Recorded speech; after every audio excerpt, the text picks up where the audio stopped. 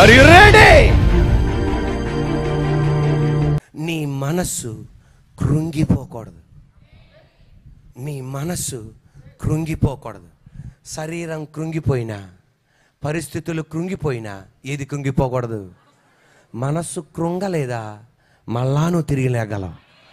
ఎంత ఆరోగ్యంగా ఉన్నా నీ మనస్సుగా మాత్రం కృంగిపోతే నువ్వేం చేయలేవు, తిరిగి లేగలేవు. అందువలన ఏం కృంగిపోకూడదు? మనస్సు కృంగిపోకూడదు. నువ్వు మంచి చేయడానికి అడుగు పెట్టావు, కానీ అది చెడుగా మారిపోయిందా? మంచి నీళ్ళు అనుకొని వెళ్ళారు, కానీ అది చేదు నీళ్ళు. కానీ అక్కడ కూర్చున్న వాళ్ళు అందరూ కృంగిపోయారు, కానీ ఎవరు కృంగిపోలా? మోషే కృంగిపోలా. దేవాది దేవుడు అన్నాడు, వాళ్ళు ఏడ్చినట్టే ఏడ్చాడు, కానీ కృంగిపోలా. వెంటనే అన్నాడు, అక్కడ చెట్టు కొమ్మ ఉంది, ఎర్రగొట్టి ఆ చేదు నీళ్ళు పడే, వెంటనే ఆ చేదు నీళ్ళు మధురంగా మారింది. ఈ రోజున ఒక వివాహ జీవితంలో ప్రవేశించావు, అది మంచిదనుకుని ప్రవేశించావు, చెడుగా మారిపోయిందా? పరిస్థితులన్నీ మొక్కలైపోయినాయి, కానీ నీ మనస్సు కృంగిపోకూడదు. ఏ కొమ్మ ఎర్రగొట్టి చేదు నీళ్ళు మధురంగా మారిందో, నీ పక్కనే యేసయ్య ఉన్నాడు, నీలో యేసయ్య ఉన్నాడు. ఆ చేదును మధురంగా మార్చగలడు. ఈరోజు మంచి కోసం అడుగు పెట్టావు. దావీదు మంచి కోసం అడుగు పెట్టాడు. దావీదు మంచి కోసం అడుగు పెట్టాడు, కానీ సౌలు అతని మీద అసూయపడి చంపాలని చూశాడు, కానీ నా దేవుడు కాపాడాడు. పౌలు మంచి కోసం చెప్పాడు. సద్దుకయ్యులు పరిసయ్యులు నేను పునరుద్ధానం నమ్ముతున్నా, ఇది మావోడే అనుకున్నారు, కానీ జరిగింది భయంకరమైన గొడవ జరిగింది. కానీ నా దేవుడు ఆ చెడులో పౌలుని కాపాడటానికి నిర్ణయించుకున్నాడు. ఈరోజు ఇక్కడ కూర్చున్న వాళ్ళు ఎవరైనా సరే మంచి కోసం చేసి చెడుగా మారిందా? మనసు ఏం చేయకపోకూడదు, కృంగిపోకూడదు. నువ్వు ఒక ఉద్దేశంతో చెప్పావు, కానీ ఇంకొక ఉద్దేశంతో అర్థం చేసుకున్నారు. ఏమైపోకు, కృంగిపోకూడదు. ఏమైపోకూడదు, కృంగిపోకూడదు. ఈ రోజున నీ జీవితంలో ఏ జరిగినా మనసులో కృంగిపోకుండా ఉంటే ఖచ్చితంగా నువ్వు అద్భుతం చూడబోతున్నావు. కీర్తనల గ్రంథం 43వ కీర్తన 5వ వాక్యం నాతో పాటు చెప్పండి. నా ప్రాణమా నీ వేళ కృంగి ఉన్నావు. గట్టిగా, నాలో నీ వేళ తొందరపడుచున్నావు. దేవుని యందు నిరీక్షణ ఉంచుము, ఆయన నా రక్షణకర్త, నా దేవుడు, ఇంకను నేను ఆయన్ను స్తుతించెదను. ఇంకొక మాటలో చెప్పాలంటే భక్తుడు చెప్పేది, నేను కృంగిపోయినా ఇంకా ఆయనను స్తుతిస్తా. తమిళనాడు తిరునల్వేలి అన్న ప్రాంతంలో పాశ్చాత్య దేశం నుండి ఒక దొరగారు సువార్త అందించడానికి వచ్చారు. పాశ్చాత్య దేశం నుండి తమిళనాడు తిరునల్వేలి అన్న ప్రాంతంలో సువార్త అందించడానికి వచ్చారు. ఆయన సువార్త అందించడానికి వెళ్ళినప్పుడు ఎక్కడి నుండి వచ్చారు? ఆ సంఘం వాళ్ళు తనకి డబ్బులు పంపించట్లా, ఆ సంస్థ వాళ్ళు తనకి స్పాన్సర్ చేయట్లా. నువ్వు వద్దు, అక్కడ తిరిగి వచ్చేయమన్నారు. కాదు, దేవుడు నన్ను ఇక్కడ పిలిచాడు, నేను ఇప్పుడే రానన్నాడు. అనుకొని కరపత్రికలు ఇస్తున్నాడు, ఆహారం లేదు, ఎవరు అన్నం పెట్టట్లా. ఒక ఆమె జాలిపడి ఆయనకి ఆహారం ఇచ్చింది. ఒక ఆమె జాలిపడి ఆయనకు ఆహారం ఇచ్చింది. ఎలా? అరిటాకులో కాదు, ఇస్త్రాకులో కాదు, ఒక ప్లేట్లో కాదు, పింగాణి ప్లేట్లో కాదు, ఇంటి ముందల గుంట తీసి ఆ మట్టి గుంటలో అన్నం ఇచ్చింది. వెంటనే ఆ మెంక చూసి, ఎవరు నాకు అన్నం పెట్టలే, కానీ కనీసం ఈ మట్టి గుంటలో నువ్వు నాకు అన్నం పెట్టావు, థ్యాంక్ యూ దేవా, నీకు వందనాలు. ఇంకొక వ్యక్తి అయితే కృంగిపోయేవాడు. అలాంటి ఒక్క వ్యక్తి కూడా రక్షణ చూడకుండా తన సొంత దేశానికి తిరిగి వెళ్ళిపోయాడు ఈ దొరగారు. కానీ ఈరోజు తమిళనాడు తిరునల్వేలికి వెళ్తే ప్రతి ఇంట్లో యేసయ్య ఫోటో ఉంటుంది. ఈరోజు నువ్వు కృంగిపోక్కర్లా, ఖచ్చితంగా దానికి నువ్వు మేలు చూస్తావు. యేసయ్య నీ గురించి ముందుగా ఆలోచించి. ఇప్పుడు అపోస్తల కార్యం 23వ అధ్యాయం. పౌలు మహాసభ వారిని తేరి చూచి, సహోదరులారా, అసలు ఏమనాలా? పెద్దలారా, తండ్రులారా, నేను నేటి వరకు కేవలం మంచి మనసాక్షి గలవాడనై దేవుని ఎదుట నడుచుకొనుచుంటినని చెప్పాను. అందుకు ప్రధాన యాజకుడైన అననీయ అతని నోటి మీద కొట్టుడని దగ్గర నిలిచి ఉన్న వారికి ఆజ్ఞాపింపగా, పౌలు అతన్ని చూచి, సున్నము కొట్టిన గోడ, దేవుడు నిన్ను కొట్టును. నువ్వు ధర్మశాస్త్రము చొప్పున నన్ను విమర్శింప కూర్చుండి ధర్మశాస్త్రమునకు విరోధముగా నన్ను కొట్ట నాజ్ఞాపించుచున్నావా అనెను. దగ్గర నిలిచి ఉన్నవారు, నువ్వు దేవుని ప్రధాన యాజకుని దూషించుదవా అని అడిగిరి. అందుకు పౌలు, సహోదరులారా, ఇక్కడ కూడా ఏమనాలా? తండ్రులారా, పెద్దలారా అనాలి. కానీ అందుకు పౌలు, సహోదరులారా, ఇతడు ప్రధాన యాజకుడని నాకు తెలియలేదు, నీ ప్రజల అధికారిని నిందింపవద్దని రాయబడి ఉన్నదని.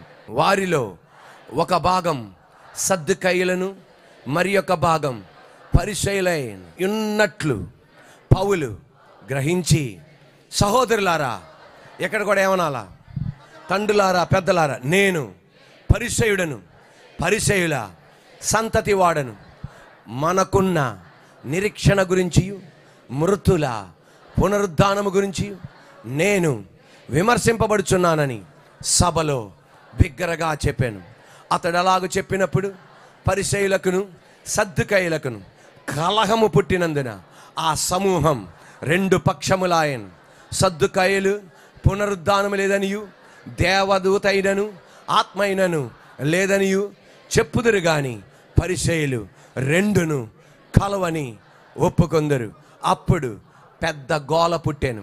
పరిసయ్యుల పక్షముగా ఉన్న శాస్త్రులలో కొందరు లేచి, ఈ మనుషుని యందు ఏ దోషమును మాకు కనబడలేదు, ఒక ఆత్మ అయినను ఒక దూత అయినను అతనితో కలహం ఎక్కువైనప్పుడు వారు పౌలును చీల్చివేయుదురేమో అని సహస్రాధిపతి భయపడి మీరు వెళ్ళి వారి మధ్య నుండి అతనిని బలవంతముగా పట్టుకొని కోటలోనికి తీసుకొని రండని సైనికులకు ఆజ్ఞాపించాను.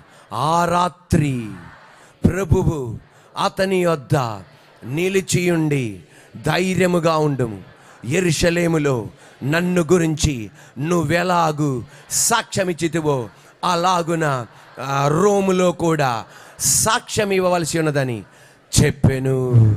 రైన్హార్డ్ బొంకే అన్న గొప్ప దైవజనుడు షాపింగ్ మాల్కి వెళ్ళాడంట. ఒక ఆమె గబుక్కున ఆయన అంక చూసింది.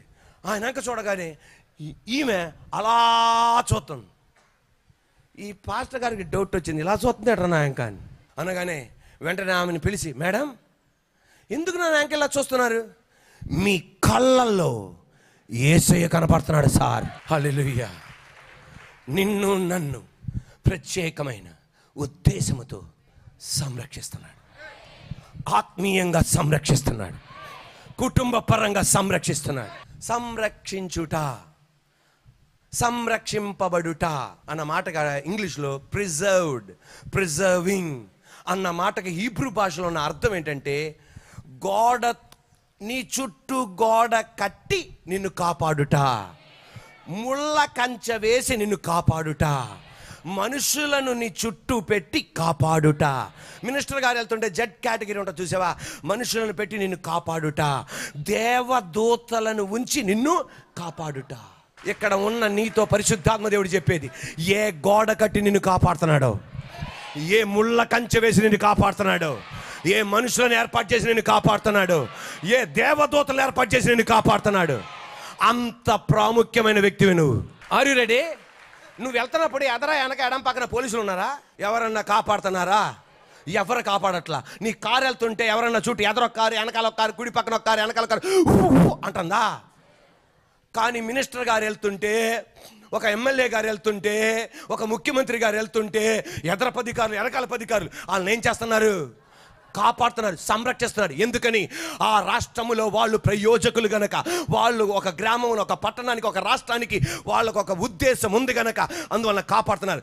సర్వశక్తి గల దేవుడు చెప్పేది, కనపడని గోడతో నిన్ను కాపాడుతున్నాడు, కనపడని ముళ్ళ కంచెతో నిన్ను కాపాడుతున్నాడు, కనపడని వ్యక్తులతో నిన్ను కాపాడుతున్నాడు, కనపడని దేవదూతలతో నిన్ను కాపాడుతున్నాడు. ఇప్పుడు ఆమె అనాలి, ఎందుకు తెలుసా? నువ్వు ఒక ప్రత్యేకమైన వ్యక్తివి. నా కారు వెళ్తున్నప్పుడు 10 కార్లు వెనకాల లేవు, కానీ నా దేవుడు అంటున్నాడు మొత్తం చుట్టూ కార్లే. ప్రైజ్ ది లార్డ్, హల్లెలూయా. ఈ స్టేజీ మీద ఉండగా కనపడకుండా దేవదూతలను ప్రొటెక్ట్ చేస్తున్నారు. నేను మాట్లాడుతుండగా దేవదూతలు దేవుడి నుండి వచ్చే ఇన్ఫర్మేషన్ రానికుండా అడ్డుపడే ప్రతి వాటిని వాళ్ళు ఛేదించి క్లారిటీ ఇస్తున్నారు నాకు. హల్లెలూయా. నేను ఇంట్లో ఉండగా చుట్టూ బాడీ గార్డ్స్ ఉంటున్నారు, నా ఇంటి చుట్టూ దేవదూతలు నాకు నప్పిస్తున్నాడు. పైన దేవదూతలు, కింద దేవదూతలు. నేను సూట్ వేసినందుకు కాదు, ఆమేన్, హల్లెలూయా. నేను సూట్ వేసినందుకు కాదు, నా ఆయనకి ఒక ప్రత్యేకమైన ఉద్దేశం ఉంది కనుక నా పాట. ఒక మాట మీరు గమనించండి, నిన్ను ఎవ్వడు ఏమీ చేయలేడు. నిన్ను ఎవ్వడు ఏమీ చేయలేడు. నిన్ను భద్రపరచడానికైనా సిద్ధపరచున్నాడు. హల్లెలూయా. కీర్తనల గ్రంథం 121:5 యెహోవా నిన్ను కాపాడును. కీర్తనల 121:7 యెహోవా నిన్ను కాపాడును. కీర్తనల 121:8 యెహోవాయే నిన్ను కాపాడువాడు. అంటే అర్థం ఏంటి తెలుసా? తండ్రి అయిన దేవుడు నిన్ను కాపాడుతాడు, కుమారుడైన దేవుడు నిన్ను కాపాడుతాడు, పరిశుద్ధాత్మ దేవుడు నిన్ను కాపాడుతాడు. Trinitarian protection. నువ్వు ఒక ప్రత్యేకమైన ఉద్దేశముతో పంపింపబడ్డావు. ఏమండి, సాతానుగాడు యోబు ఇంటిని దాడి చేయాలని చూశాడంట. ఏం చేయాలి? దాడి చేయాలని చూస్తే లోనికి వెళ్ళకపోతున్నాడు, వచ్చేసేస్తున్నాడు. మళ్ళా తన బెటాలియన్ తీసుకొచ్చాడు, లోనికి వెళ్ళకపోతున్నాడు. మళ్ళా ఉన్న వ్యూహాన్ని తీసుకొచ్చాడు, లోనికి వెళ్ళకపోతున్నాడు. వెంటనే head of the department Lucifer దగ్గరికి వెళ్ళాడంట. సార్ ఏంటో జరుగుతుందంటే, ఏం జరుగుతుంది? లోనికి వెళ్ళకపోతున్నాం. వాడు దిగొచ్చి చూశాడంట. వచ్చి చూడగానే అమ్మ నాయనో, మామూలు ప్రొటెక్షన్ కాదయ్యా బాబు వాడిది. అసలు మనం ఎక్కడా చూడలా. చుట్టూ గోడ కట్టేశాడు. అసిస్టెంట్లు ఉంటారు కదా, ఎవరికి? సాతానికి అడిగి అసిస్టెంట్లు ఉంటారు. అనా మాకు కనపడట్లా. మీకు కనపడదరా? ఆయన దగ్గర ఉన్నా, నేను ఆయన దగ్గర ఉన్నా, మీకు కనపడదు. నేను అడిగే సొత్త నుండి చూడు. వెళ్ళిపోయాడు. వెళ్ళిపోయి అయ్యా నువ్వు మొత్తం కంచేసావయ్యా, నువ్వు అనుమతించా, లోనకి వెళ్ళలేకపోతున్నావు. సాతాను గాడు ఎలా అంటాడు తెలుసా? బాగుండే భూమిని పాడు చేసినవాడు, బాగుండే భూమిని శూన్యంగా చేసినవాడు, బాగుండే భూమిని నిరాకారంగా చేసినాడు. పాపవిత్రత తెలవని ఆదామవలకు పాపం తీసుకొచ్చిన వాడు, దెయ్యం పట్టించేటి సంవత్సరాల తరబడి సమాధి దొడ్లో ఉంచిన వాడు, దెయ్యం పట్టి పాడు చేసినవాడు. అటువంటి వాడు దేవుడేసిన గోడను దాటలేకపోయాడు. అంత కంచె నీకు నాకు ఉంచాడు ఆయన. అంత కంచె మన సంఘం చుట్టూ ఉంచాడు ఆయన. అంత కంచె నీ కొరకు నా కొరకు ఆయన ఉంచాడు ఆయన. నిన్ను ఒక ప్రత్యేకమైన ఉద్దేశంతో సంరక్షిస్తున్నాడు. కనుక నువ్వేం చేయొద్దు? చచ్చిపోవద్దు. ఈ రోజు నుండి బతకడానికి ప్లాన్ చేయండి. ఈ రోజు నుండి బతకడానికి ప్లాన్ చేయండి. ఇక్కడ కూర్చున్న కొంతమంది పుస్తకం మీద రాసేశారు, ఈ పలానా రోజు నేను చచ్చిపోతాను అని. కొట్టిపడేసండి దాన్ని, కొట్టేసండి, ఇప్పుడే కొట్టేసేయండి. కొట్టేసి నెక్స్ట్ చాప్టర్ రాయండి. బ్రతకడానికి ప్లానింగ్ చేస్తున్నాను. వెళ్ళిపోవడానికి ప్లానింగ్ చేయట్లా, బ్రతకడానికి ప్లానింగ్ చేస్తున్నా. ఊరేసుకోవడానికి ప్లానింగ్ చేయట్లా, బ్రతకడానికి ప్లానింగ్ చేస్తున్నా. ముందుగా నా దేవుడు నన్ను దర్శించి ఉన్నాడు. ఈ రోజున 2 చేతులపైకి ఎత్తి, యేసయ్యా నా ప్రణాళికను జరగనీయకుండా నీ ప్రణాళిక నా జీవితంలో జరిగేటట్టు చేస్తున్న దేవా, థ్యాంక్ యూ జీసస్. యేసయ్యా ఇబ్బంది అవని, కన్నీరవని, నా కుటుంబం విడిపోని, నేను, నా వ్యాపారం, నేను, నా బిడ్డలు ప్రస్తుతం కలవరం గుండా వెళ్తున్నా. నేను చనిపోవడానికి ప్లాన్ వేశా, కానీ ఈ రోజు నుండి ఆ ప్లాన్ని కొట్టివేస్తున్నా. యేసు నామములో నేను బ్రతకడానికి నిర్ణయించుకున్నా. యేసయ్యా నాకు సహాయం చేయి. 2 చేతుల పైకి ఆ మాట చెప్పండి.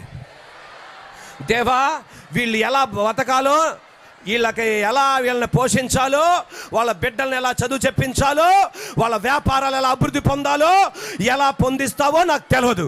నువ్వు చెప్పిన మాట దాయకుండా వీళ్ళకి నేను చెప్పాను. వీళ్ళ మరణం యొక్క ప్రోగ్రాం క్యాన్సిల్ చేసి ఉన్నారు. వెళ్ళిపోదాం అనుకున్న ప్రోగ్రాం క్యాన్సిల్ చేసి ఉన్నారు. నజరేయుడైన యేసు నామములో ఈ ఇంటిని, వీళ్ళ కుటుంబాల దేవుడు నిలబెట్టాడని సాక్ష్యమే వినాలి ప్రభువా. ఇక్కడ కూర్చున్న కొంతమంది మీ పుస్తకాల్లో రాసి పెట్టుకున్నారు, ఇక నేను చచ్చిపోతా, నేను బతకలేను. అటువంటి వాళ్ళు ఇక్కడ ఉన్నారు. అటువంటి వాళ్ళు మీరైతే ఒక్కసారి లేచినబడండి. మీ కొరకు నేను ప్రార్థన చేస్తాను. పరలోకన్న మా తండ్రి, నిలబడిన ఈ బిడ్డల కొరకు నేను ప్రార్థన చేస్తున్నాను. వారు సిగ్గుపడకుండా ధైర్యంగా వాళ్ళు నిలబడ్డారు. యేసయ్యా నజరేయుడైన యేసయ్య నామములో వారి ఇంట్లో నువ్వు అద్భుతం జరిగించాలి. వారి ఇంట్లో నువ్వు అద్భుతం జరిగించాలి. ఆ కాగితములో వాళ్ళు కింద రాయబోతున్నారు, నేను మరణించను యేసయ్యా, నేను బ్రతకబోతున్నాను. తండ్రి వాళ్ళని ఎలా బతికిస్తావో నాకు తెలియదయ్యా. వాళ్ళకి రాబడి మార్గాలు లేవు రాజా. బిడ్డలు ఒక మార్గంలో లేరు రాజా. యేసు నామములో అద్భుతం జరుగును గాక.